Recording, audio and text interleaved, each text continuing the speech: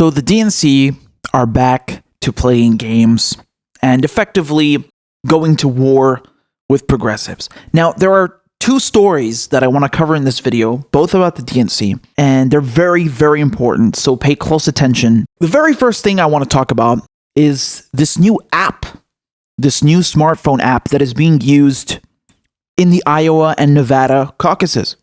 A lot of you actually raised this issue to me in the comments. You wanted me to cover this.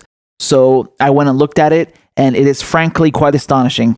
So the app will be used in the key caucus states of Iowa and Nevada by caucus managers. So these are local registered Democrats who sign up to organize and run the process in each precinct to expedite the process, calculate and assign delegates, and report results back quickly. The app will also be used in satellite voting locations across the country. But questions about the app remain unanswered, including who developed it and whether it has been subjected to independent security testing.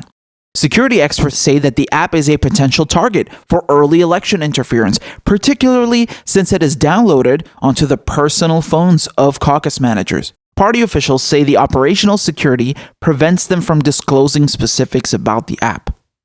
Okay, so several red flags right there in these two paragraphs. First of all, why won't they disclose who developed the app? That seems very shady to me. Is it Amazon? Is it Microsoft? Because they are making apps for elections. So why won't they just tell us who made the app? That's really weird. I guess the DNC just don't want people to know who they have business dealings with and who's interfering in the election. When they talk about expediting the process, this is something that I don't understand. Why do you need to expedite the process? Just count the damn votes correctly. That's what matters. We don't need to know the Iowa results X minutes early. We don't care. We'd rather have the real results. Maybe count the votes correctly. And it's very funny seeing the Democrats whine about election interference. Oh my God, the Russians hacked the election. Okay, so let's accept the premise that computers, smartphones, internet is open to security vulnerabilities and could be hacked. Why would you open yourself up to that again? If you are so concerned about election interference, why would you open yourself up to that again? This makes no sense to me. It really doesn't. And by the way, I'm more afraid of the DNC interfering in the election than Russia or anyone else. Okay, that is the sad reality. That is the sad reality, because I think that they are using this as a cover to screw with the primary. Of course they are. Of course. They can't go out and do what they did last time as openly, although they might. I wouldn't be surprised. But you remember when there was the Nevada caucus, they literally stole it from Bernie in front of people. It was almost a riot, okay? People lost it, and rightfully so, because they were being cheated before their very eyes. And so the DNC's plan this time is just do it with the app and fix the numbers that way electronically and be like, well, Joe Biden just won, or Elizabeth Warren won the state, and then that's how they screw Bernie out of the nomination. Just give it to someone else, maybe hack it themselves and fixing the numbers with the app. And then it'd be like, yo, man, we counted it, so I don't know what possibly could have happened. The numbers are the numbers. Oh my God. This is just a recipe for disaster. And another important thing that I want to point out here is that they think by not disclosing who developed the app and how it works, that this is somehow better for security. I completely disagree. And I think most people who have a basic knowledge of programming, of apps, of IT would agree that if you have an open sourced app that other developers can actually vet and screen and look through the code and verify that it's really airtight, that's a good thing. If I were going to make an app like that, I'd definitely make it open source because you can give it up to scrutiny. That way, you're letting any developer look through the code, make sure that everything is airtight and it can't be subject to any major vulnerabilities or security flaws. And also, it's for the sake of transparency, okay? Nobody trusts the DNC. We don't trust them after what they pulled in 2016. They colluded with the Clinton campaign to cheat Bernie Sanders. They stole caucuses from people before their very eyes. We have emails, we have video proof. It's insurmountable evidence. Okay? There is no trust with the DNC. So the fact that they're pulling this stuff and not disclosing any details, I mean, what did you expect, man? This is just, they won't stop. In the article, they try to reassure people, but it's not very reassuring. Let me read you this paragraph. Troy Price, Iowa Democratic Party chairman, said at a press briefing this month that the app is just one part of how the state's vote is tracked, along with paper backups, a phone hotline, and other unspecified safeguards. If there is a challenge, we'll be ready with a backup and a backup to that backup and a backup to the backup to the backup. Yeah, that doesn't inspire the greatest confidence. Why can't you just stick to paper, man? Why can't you just stick to the tried and true? They don't want to because they plan on fixing the election. Believe me, there is going to be some bullshit with this. Okay? You know the DNC. We know who these people are. They are the same. Nothing has changed. It's going to be like in 2016, but now a bit more covert because they got caught last time. Again, I don't understand how the Democrats have been whining about Russiagate and saying that, oh my God, the Russians hacked the election. Okay, so you're aware that you could be opened up to vulnerabilities by using an internet-based service like that. So why would you expose yourself to that again? If you are so sure that the Russians are going to definitely hack the election and interfere, why would you open yourself up to that? Just use paper, goddammit. Stop trying to reinvent the wheel here. This is ridiculous. So they're lying by saying that, oh, it's just to expedite the results. No, it's to cheat the results. And then they say like, oh, we have backups and, we got safeguards in place. No, you don't. So this is the first thing that I wanted to talk about that some of you raised to me in the comments. And I think it's frankly astounding what they're trying to do with this, really. And not disclosing also who developed it. Just shady all around. The whole thing is shady as hell. And you shouldn't trust the DNC.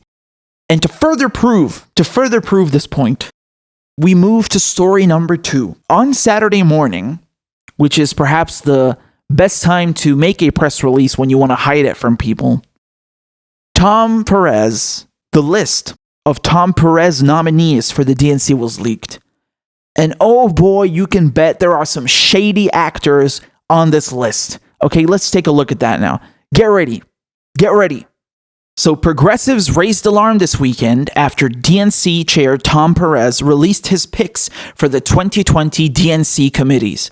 The list of nominees, Sunrise Movement political director Evan Weber said Sunday, looks like a who's who of people explicitly opposed to the progressive agenda. Kevin Gostla, managing director of Shadowproof, sparked a flurry of responses when he shared Perez's list on social media Saturday afternoon. So here's the list for you to gaze upon, and it would seem we have some very interesting names on this list. Who do we have first? We have Bakari Sellers, who, surprise, surprise, was a Kamala Harris surrogate and surrogate for Hillary Clinton in 2016. And look at what kind of things he tweets. I don't have a problem with Bernie getting in the race. When is he getting out? Is probably a better question. And he also said that Bernie Sanders has no support with black people. I mean, we've covered that on the show. Yeah, it's pretty bad compared to Hillary Clinton in 2016. Now it's a bit better against Joe Biden. And Bernie Sanders actually does better than Joe Biden with young black voters. But the guy was trying to insinuate that Bernie has no black support whatsoever and he's out of touch with people of color and all this stuff, which is completely not true. So he says here, embrace Joe Rogan, then blame black folk when Biden gets 50+% in southern states. Trash Obama as not progressive enough, then wonder why same aforementioned black folk don't support you. Same path as 2016 equals same result, but carry on. Okay, honestly, I haven't even heard Bernie Sanders bash Obama once. I don't know what that even means. Usually, progressives bash Obama because he should rightfully be bashed. He is a Republican light / centrist neoliberal who just served Wall Street when he was in office and turned 2 wars into 7. I mean, what is so good about that? I don't know what he's talking about here. And I don't see how going on Joe Rogan alienates you from black voters. This is the kind of person that Tom Perez thinks should serve on the DNC platform committee. And he's vehemently opposed to Bernie Sanders. I mean, just look at what he says, okay? And don't worry, we're not done yet. It gets worse. Carol Browner was also on the list for the platform committee. Browner a Clinton delegate during the 2016 Platform Drafting Committee meeting voted against a ban on fracking, against Medicare for All, against opposing the TPP, against keeping fossil fuels in the ground, and against a measure to halt abuse of eminent domain by fossil fuel industry. Perez also nominated former Congressman Barney Frank to be co-chair of the Rules Committee. Frank has argued against the Green New Deal and sits on the board of directors of Signature Bank in New York, which is a go-to lender for President Donald Trump as well as Jared Kushner. And in 2015, he wrote an op-ed in Politico titled "Why Progressives Shouldn't Support Bernie Sanders." Isn't that amazing? Here's the slam dunk. You ready for the worst one?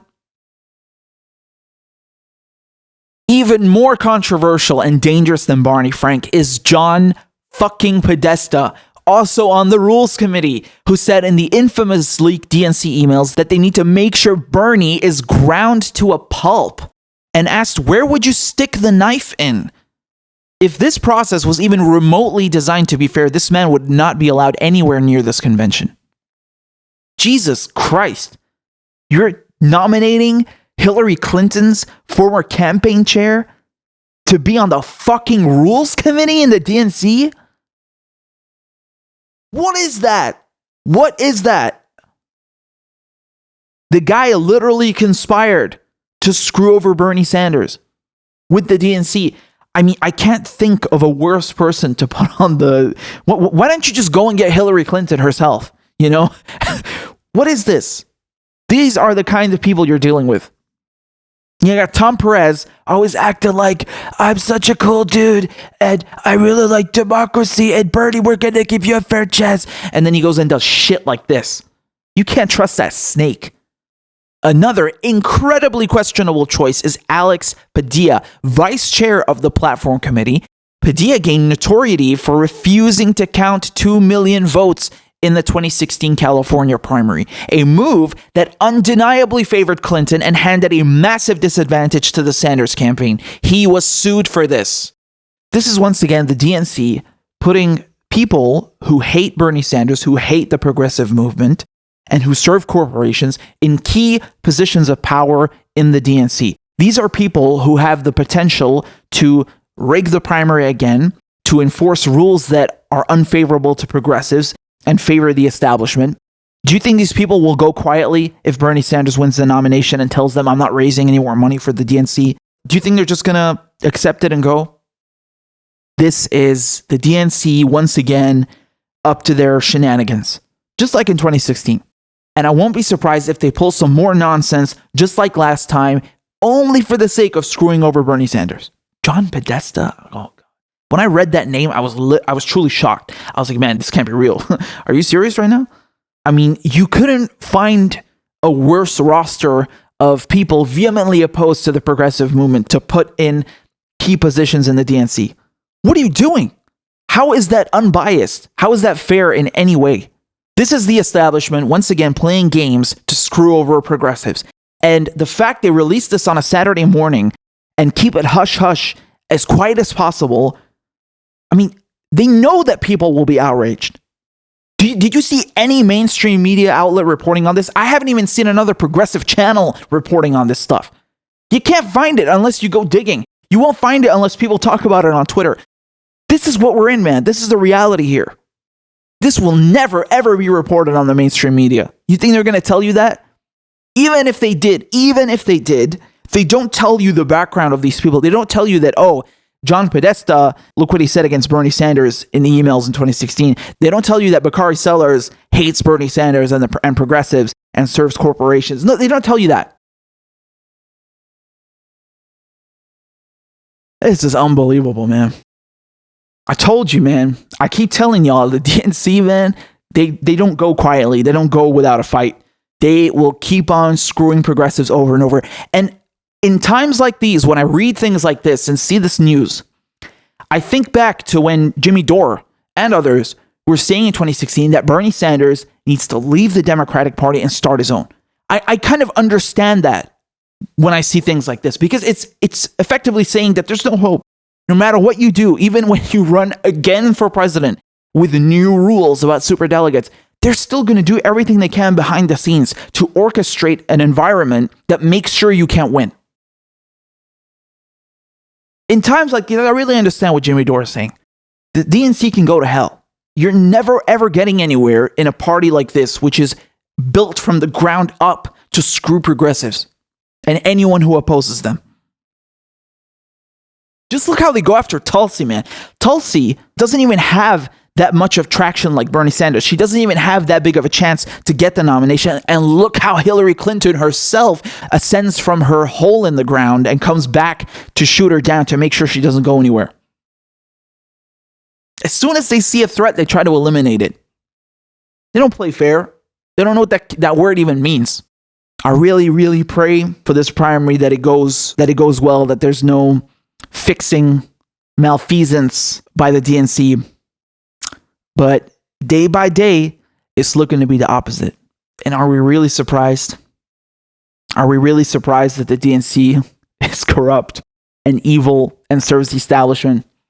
No, we're not. This is another clear sign that the DNC is going to war with progressives, and they will use every trick in the book to sabotage and rig the elections against Bernie Sanders.